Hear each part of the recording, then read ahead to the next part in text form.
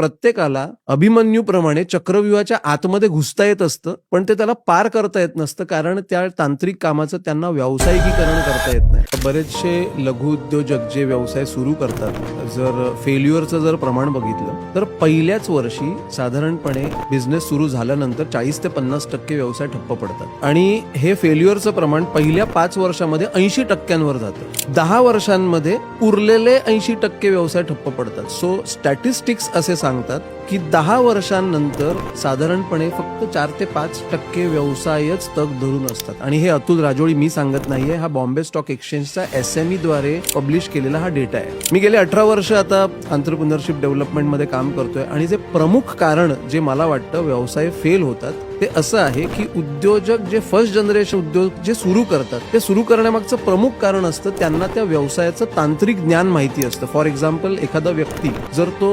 सॉफ्टवेअरचा बिझनेस सुरू करतो तर त्याच्यामध्ये त्याला ज्ञान असतं म्हणून तो त्या क्षेत्रात बिझनेस सुरू करतो. इंटिरियर डिझायनिंगचा सुरू करतोय तर त्याला त्याचं ज्ञान असतं म्हणून त्यामध्ये तो सुरू करतोय. सो तांत्रिक ज्ञान असणं ह्याचा अर्थ तो ते तांत्रिक काम करणारा व्यवसाय सुद्धा मला येतो ह्या गैरसमजुतीने सुरू झालेला तो व्यवसाय असतो. त्याच्यामुळे प्रत्येकाला अभिमन्यूप्रमाणे चक्रव्यूहाच्या आतमध्ये घुसता येत असतं, पण ते त्याला पार करता येत नसतं, कारण त्या तांत्रिक कामाचं त्यांना व्यावसायिकीकरण करता येत नाही. कारण आहेत, पण हे त्यात मागचं प्रमुख कारण आहे जे मला आढळतं.